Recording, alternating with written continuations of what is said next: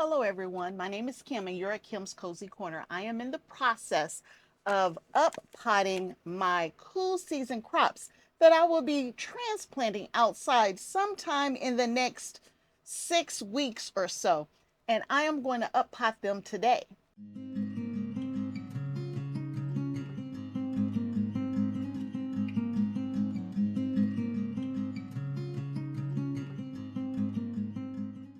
I've already started this process, but I wanted to stop, show you what I'm doing, and then finish up together with you. I start with high density planting. So I'll put a ton of seeds into one cell. So this is a 4-pocket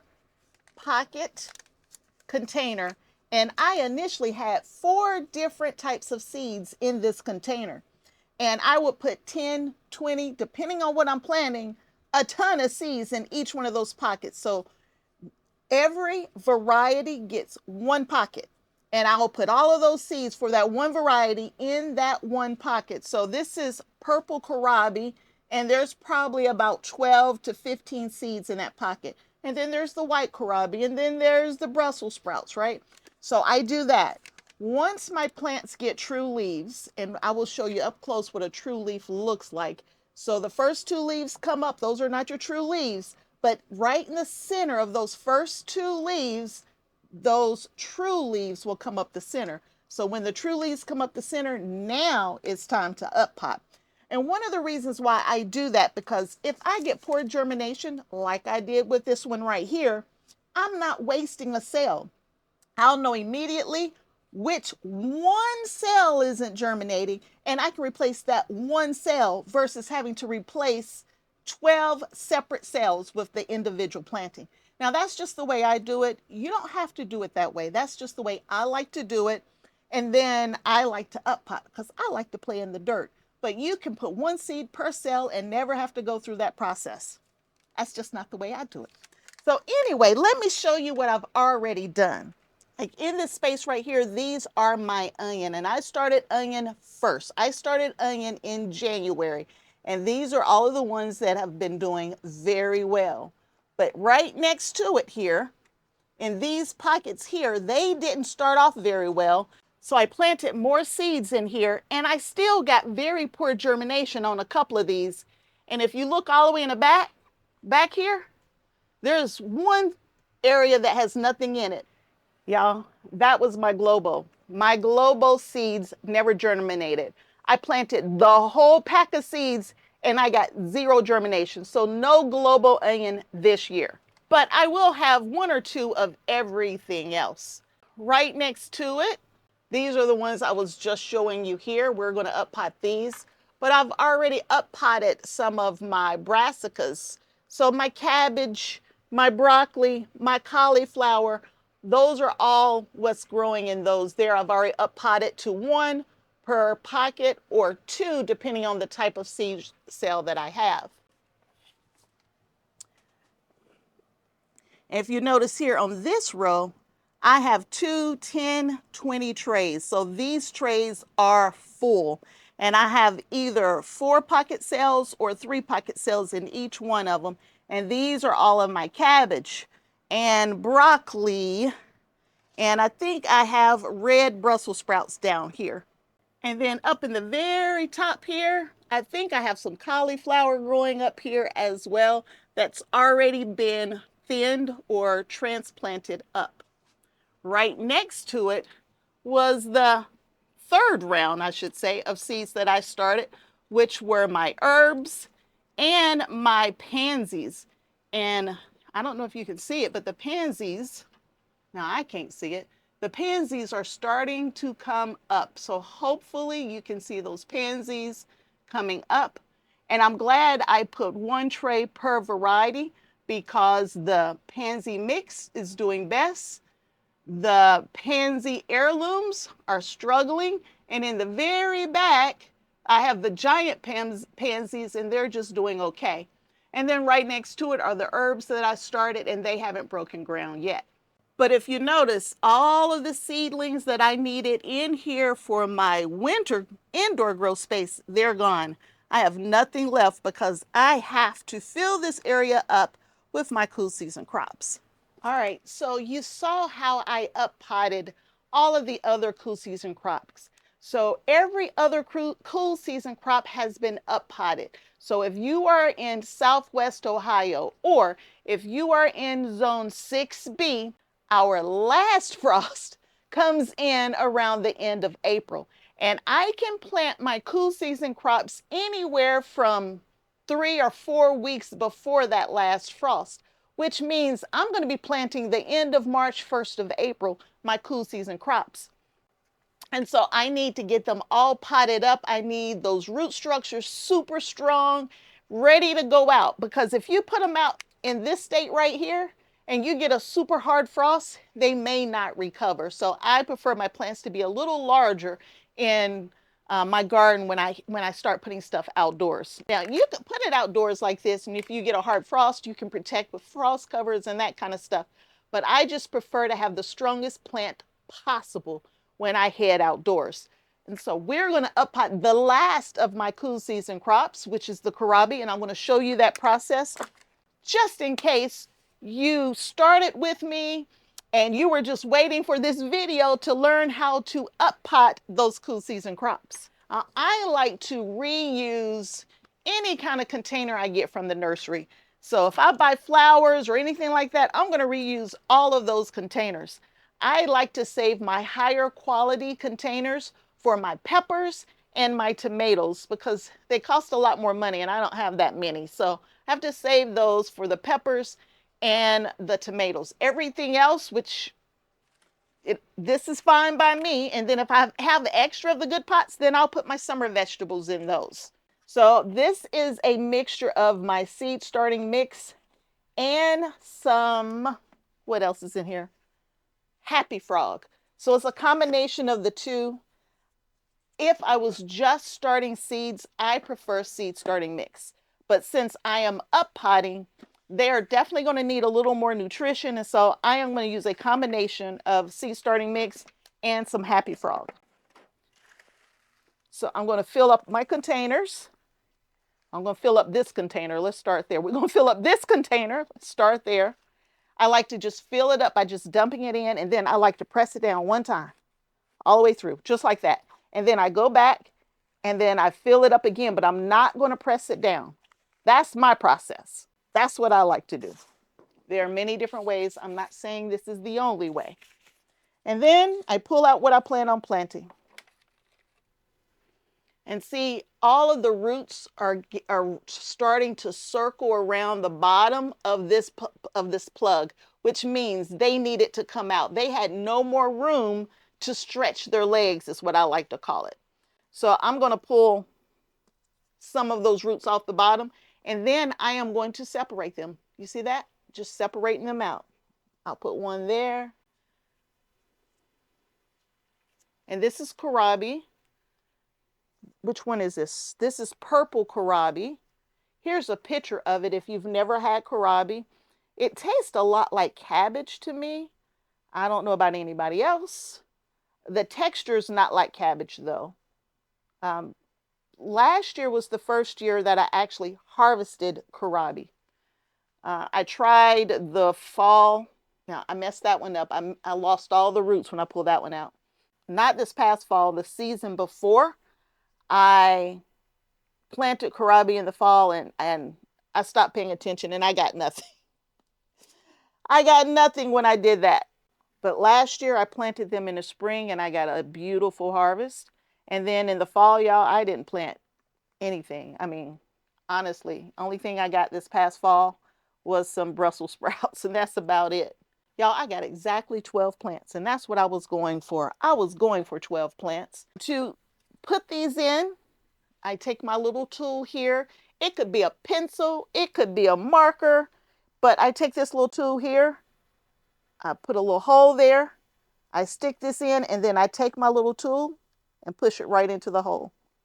And that's how I plant all of mine, just like that.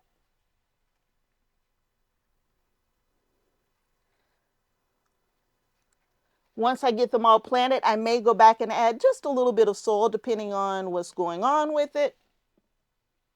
I tell you about the true leaves. I'll show you one on another plant here in a minute. I talked about true leaves anyway. I just hope I can get the camera in close enough for you to see it. The little leaves on the side here, and I'm hoping I can get the camera in close. The two leaves on the side that looks a little bit like a clover, like a 4-leaf clover. The two ones on the side, those are the first two leaves that come up. Your true leaves will come up right up the center in between them. And this one has two true leaves on it.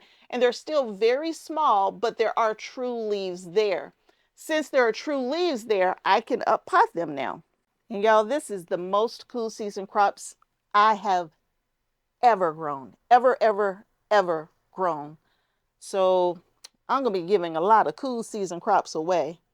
And that's if I don't have to share them with the rabbits and the squirrels and the deers and all of those kind of things. So the first one's in.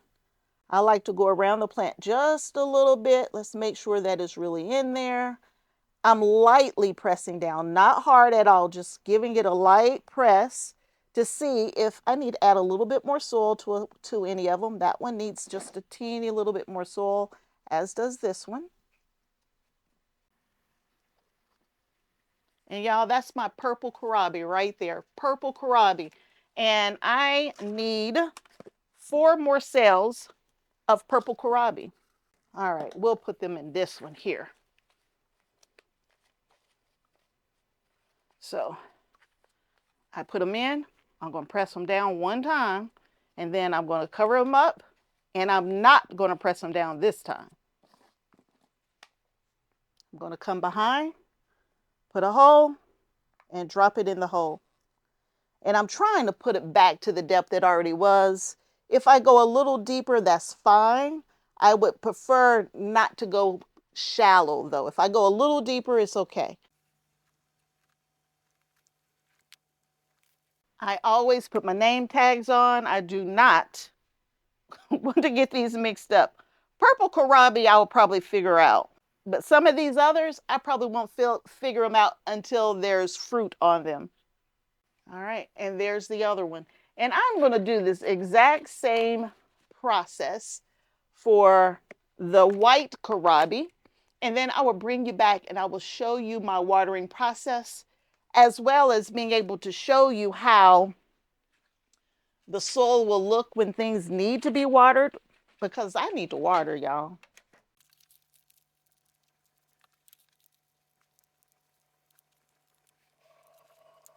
And again, the white kohlrabi is starting to wrap around the base as well. And any that like I don't up pot, y'all, they become fertilizer. I just take them in my hand and I tear them up really, really small and I put them in with the soil and they become fertilizer. I don't waste anything. Well, I try not to anyway.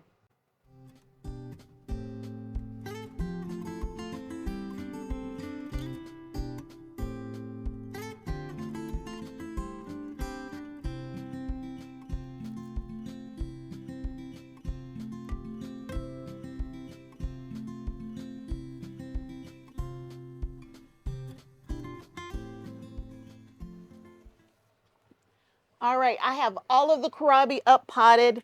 This Long Island Brussels sprouts, there's 2 little ones in there. They're not looking very happy, but I'm going to leave them in there for now, and maybe I can get better germination on them. So we'll just put these back, but here are all the kohlrabi all potted up. And now let's talk about watering. So I've moved the kohlrabi over into my grow area, and there are things in here that needs to be watered and some things that don't.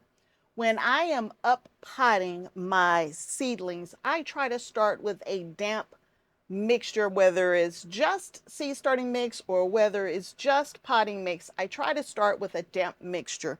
So the soil is already going to be kind of a dark brown, but not necessarily heavily saturated in black. So let me show you the difference between soil that needs to be watered and some that does not. And I have the perfect example right here in this tray. If you look at these onions, they're really dark in color. They're super damp, super moist. But if you look at this one in the very back here, it's a really light brown. It's so obvious that one in the back looks very different from all of the other ones. And yes, it is a, what is it, Flame Star. That's a cauliflower, but it needs to be watered where the onion do not. These right here are the ones that I just did, and you can see they're brown, but they're not as light brown as that other one that I just showed you. It's a little harder to tell on this level, but let's see if I can pull this one down and show you.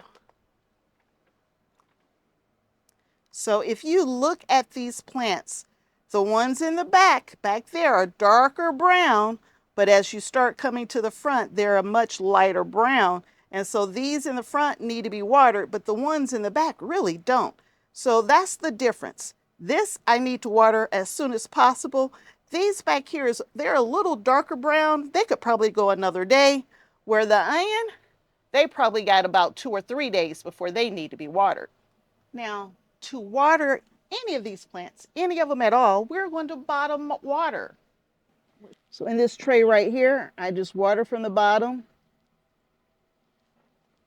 And the water will absorb up into these plants. Now that one doesn't really need to be watered, so I'm going to move it up. This one does, so I'm going to move it back.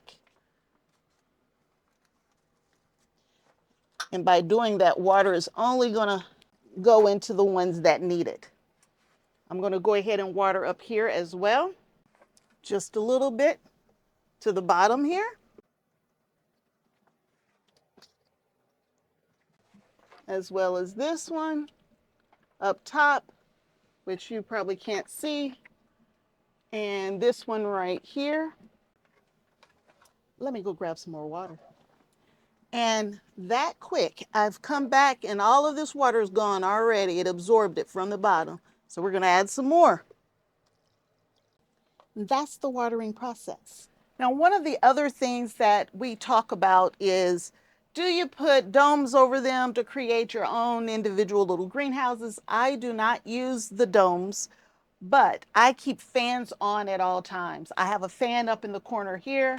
I have a fan behind me here. And then I just have a regular house oscillating fan that I'll put in front of the grow tent and just have it just going back and forth all day long. And my fans go off their own timers with everything else, but I have the fan blowing on them, imitating the wind pretty much all the time. And I normally don't have an issue with any type of fungal growth or anything like that on any of my plants. Have I ever got it? Yes, but not typically. So y'all, that's the process. But y'all, before I go, y'all look at this. These are collard greens. I am growing collard greens indoors. Y'all look at this. Look at this. I mean, this is amazing. This looks so good. We've already harvested these collard greens one time already. And oh my God, y'all, the collard greens melted in my mouth. It was the best tasting collard greens in my 52 years on this planet that I can recall eating. And I'm not joking, y'all. They were that good. And I don't know why or what the difference was, but those things were delicious. Let's get back to what this video is really about. So I am still enjoying my winter indoor garden at the same time that I'm starting the stuff that's going to go outdoors in just a little over a month. I hope you found this video useful. If you did, consider giving me a thumbs up and subscribing to the channel. I will keep everything coming just for you. Until next time, and I hope there will be a next time that you hang out with me at Kim's Cozy Corner. Bye.